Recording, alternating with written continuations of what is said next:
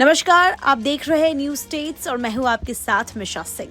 अगर आपका भी account employ provident fund organisation यानी कि ईपीएफओ में है तो ये खबर आपके लिए ही है। ईपीएफओ ने एक नया नियम पेश किया है जिसमें पीएफ अकाउंट में आपकी जानकारी को ठीक करने, अपडेट करने को लेकर कुछ नए नियम लाए गए हैं। अब समझिए ये नियम आपको कैसे फायदा पहुंचा सकते हैं। दरअसल नाम, डेट ऑफ बर्थ और अन्य निजी जानकारियों को सही करने के लिए ईपीएफओ ने नई एसओपी जारी की है। नया नियम आने के बाद आपको यूएएन प्रोफाइल में अपडेट करने के लिए डॉक्यूमेंट्स देने होंगे। इतना ही नहीं, आवेदन डिक्लेरेशन देकर भी किया जा सकता है। गाइडलाइंस में ईपीएफओ ने कहा कि अक्सर कुछ ऐसी गलतियां हो जाती हैं जिनको ठीक कराने में अकाउंट होल्डर्स को काफी दिक्कतों से गुजरना पड़ता है। डेटा अपडेट नहीं होने के कारण यह सब होता है। अब बदलाव क्या है वो जान लेते हैं। गाइडलाइंस के मुताबिक ईपीएफओ प्रोफाइल में अपडेशन के दो हिस्से हैं, मेजर और माइनर कैटेगरी में बांटा गया है।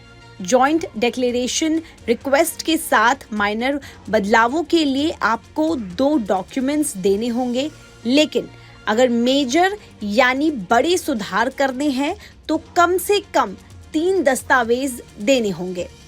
गाइडलाइन में फील्ड दफ्तरों को अकाउंट होल्डर्स की प्रोफाइल में सुधार करने में ज्यादा सतर्कता बरतने को कहा गया है ताकि किसी भी तरह की धोखाधड़ी या गड़बड़ी ना हो पाए। अगर बदलाव आधार से जुड़ा है तो जो मोबाइल नंबर ई आधार कार्ड से जुड़ा है वो सहायक दस्तावेज के तौर पर काम कर जाएगा। ईएफओ अकाउंट होल्डर्स ई सर्विस पोर्टल के जरिए जॉइंट डिक्लेरेशन पेश कर सकते हैं, लेकिन ये अपडेशन सिर्फ वर्तमान एम्प्लॉयर की तरफ से मैनेज किए जा रहे ईपीएफओ अकाउंट के डेटा में ही किए जा सकते हैं। पिछली ऑर्गेनाइजेशन या एम्प्लॉयर के खातों में बदलाव आप नहीं कर पाएंगे।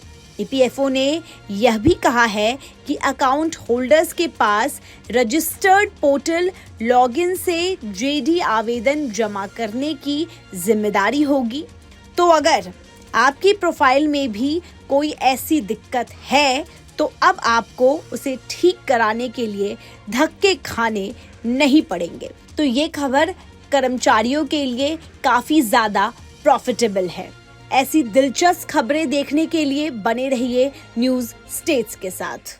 न्यूज नेशन अब व्हाट्सएप पर खबरों की ताजा अपडेट के लिए न्यूज नेशन के इस क्यूआर कोड को स्कैन करें।